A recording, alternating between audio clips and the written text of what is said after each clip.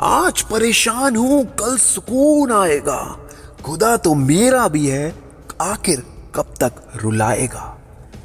दीपक अपनी वाइफ से बहुत प्यार करता था। 2 साल होने को आ रहे थे शादी के, और अचानक उसकी बीवी बोली अब मुझे तुम्हारे साथ नहीं रहना। दीपक ने पूछा भाई रीजन क्या है? तुम्हें बहुत प्रॉब्लम है मेरे यहाँ जाने से वहां जाने से, तुम शक करते हो मुझे, मेरे घर वालों से बात नहीं करने देते, मिलने नहीं देते। दीपक कहता है मुझे प्रॉब्लम नहीं है, बट वो हमारा घर बिगाड़ते हैं, पता नहीं क्यों हमारी लाइफ में इतना इंटरफेयर क्यों करते हैं, मुझे समझ नहीं आता। बट जब जब तुम उनसे मिलकर आती हो तुम मेरे से अननेसेसरी लड़ती हो, जैसे अभी लड़ रही हो।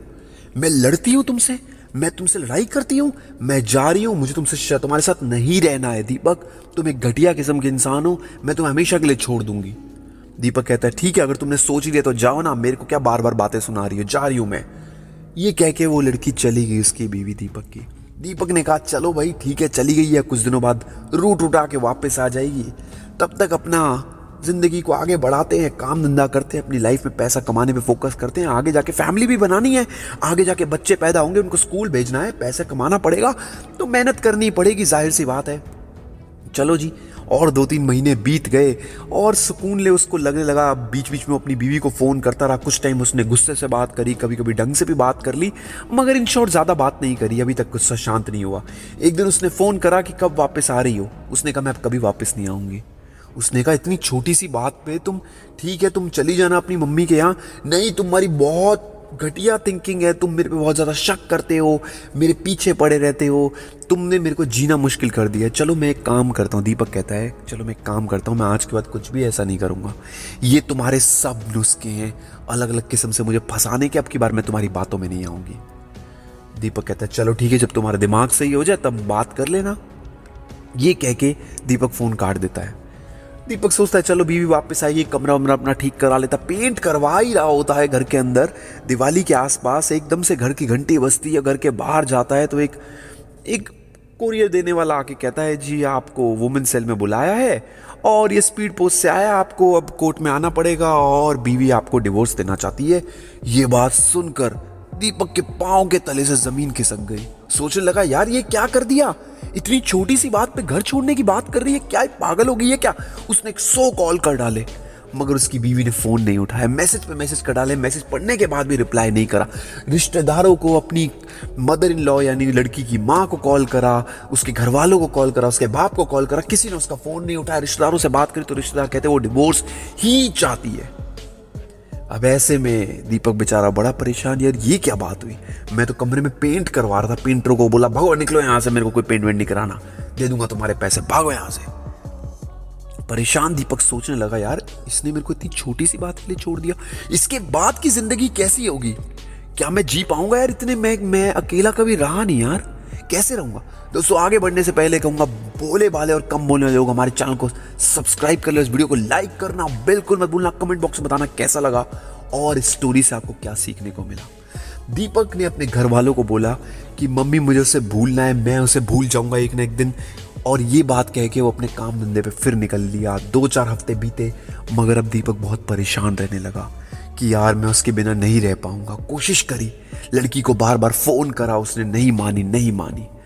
कोर्ट में गए, वुमेन सेल में गए, फिर उसके बाद मेन कोर्ट में जाके 6 साल महीने में कुछ पैसे देकर उसे डिवोर्स का रिप्लाई करके डिवोर्स फाइनली ले लिया। अब डिवोर्स लेने के बाद दीपक सोचने लगा अब तो मैं अकेला कैसे रहूंगा, बार बार उसको फोन करता रहा और कुछ महीने बीते, बहुत जिंदगी डिफिकल्ट हो गई। अकेले कमरे में लाल वाला बल्ब चला के रोया भी, हे भगवान मैं क्यों इतना अकेला रह गया हूँ, मेरी जिंदगी ऐसी रहेगी क्या, मेरे साथ ही भगवान ने इतना गलत क्यों करा, मैं उसके साथ रहना चाहता था, मैं उससे बहुत प्यार करता हूँ, उसकी ऐसी लड़की मुझे कभी नहीं मिल सकती। यही सोचते सोचते उसने गलत रास्ते पे भी जाना शुरू कर दिया, जुआ शराब सब पीना शुरू कर दिया। उसे लगने लगा लाइफ यार अब क्या है, ऑफिस भी वो जाता था मगर ज़्यादातर बीमार सा रहने लगा। दीपक को लगने लगा यार अब क्या फ़ायदा ऐसी ज़िंदगी का जिधर कोई फ़र्क ही नहीं पड़ता है किसी को, या प्यार नाम की तो कोई चीज़ ही नहीं है, कोई लेना देना ही नहीं किसी को भी।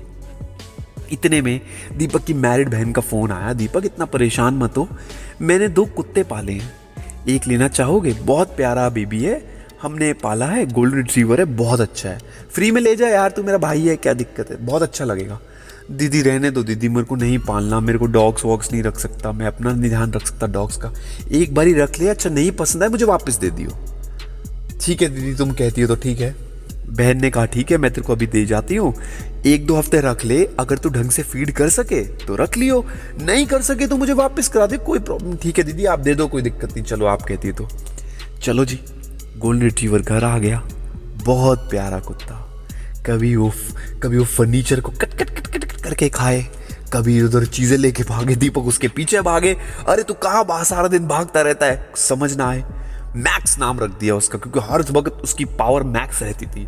वो हमेशा जब भी दीपक ऑफिस से घर आए, दीपक का वेट करे, दीपक के आगे पीछे भागे, दीपक के मतलब इतना पीछे भाग जाए। एक दिन दीपक गर्मी में एसी बंद करके टॉयलेट में बैठा था और पॉटी कर रहा था। कुत्ता 1 घंटे तक टॉयलेट के बाहर ही बैठा रहा। छोटा सा पप्पी, ये देख के दीपक की आंखों से आंसू आ गए। इतना प्यार करता है मुझसे, और मैं तो तुझसे इतना प्यार करता ही नहीं। मतलब मैं तो तेरा ध्यान भी ज्यादा ढंग से नहीं रखता। तू मुझे इतना प्यार कर रहा है कि मैं 1 घंटे एक बीवी के लिए सोच सोच के परेशान हो रहा हूँ टॉयलेट में, और बैठा हूं तू 1 घंटे गर्मी में बैठा हुआ, तेरे तो इतने बड़े बड़े बाल हैं, पसीने नहीं आए तेरे को। मैक्स चाटने लगा, ढंग से चाटने लगा अच्छे से। अब ऐसे में दीपक की आंखों से आंसू आ गए। इतना प्यार, बेमतलब का इतना प्यार। दीपक को भी उससे थोड़ा थोड़ा प्यार होने लगा। दीपक ने कहा अब मैं इसकी ट्रेनिंग कराऊंगा। हैंडशेक सिखाया, रोल करना सिखाया, उसके साथ घूमने जाता था, उसे अपनी गाड़ी की साइड में बिठाकर शीशा खोल के मस्त हवा खिलाता था। आइसक्रीम बाहर खाता था तो उसे भी शेयर करता था, वो भी खाता था। उसके बाद उसको दवाई देता था जिससे उसको खुजली ना हो। उसके बाद उसको नहलाता था, घुमाता था, फिराता था। और घूमते घूमते ही उसने अपनी जिंदगी के 1 साल फटाफट खत्म कर दिए। उस 1 साल में उसे हमेशा लगता था कि वो कभी भूल नहीं पाएगा, और उसे अपनी बीवी की एक बार भी याद नहीं आई। इनफैक्ट बीवी ने उसको देखा एक दिन घूमते हुए कुत्ते के साथ, और बहुत मजे कर रहा था, बॉल फेंक रहा था, कुत्ता लेकर आ रहा था। उसको बड़ा गुस्सा चढ़ा बीवी को। बीवी ने आके पूछा तुमने तो दूसरी शादी भी नहीं करी, कुत्ते से प्यार कर लिया है क्या, अब इससे शादी? हाँ यही है, मेरा बच्चा ही तो है, क्या दिक्कत है, कोई दिक्कत है क्या? और इतने में वो लड़की तिल मिलाती हुई चली गई। दीपक को कोई फर्क नहीं पड़ा, दीपक ने मुड़ के आवाज भी नहीं दी, ना ये बोला मैं तेरे को मिस कर रहा हूं। दीपक को किसी लड़की की जरूरत नहीं पड़ी। उस कुत्ते के साथ भी वो बहुत खुश रहा, अपना घूमता था, फिरता था शाम को डॉगी के साथ। कुछ टाइम बाद घर वालों ने एक और लड़की देख के उसकी शादी करा दी। और किस्मत का संजोग देखो कि उस लड़की को, उस नई वाली दूसरी वाली बीवी को भी उस मैक्स से इतना प्यार था जितना दीपक को भी नहीं था, और वो दोनों से प्यार करता था। ये मोटिवेशन वीडियो भोले भाले और कम बोलने वाले लोगों के लिए है। अगर ये आपको पसंद आया तो इसको लाइक करना बिल्कुल मत भूलना। हमारे चैनल सिद्धि मोटिवेशन को सब्सक्राइब कर लेना। मैं भोले भाले और कम बोलने वाले लोगों के लिए ये वीडियोस बनाता हूं। जय हिंद, वंदे मातरम।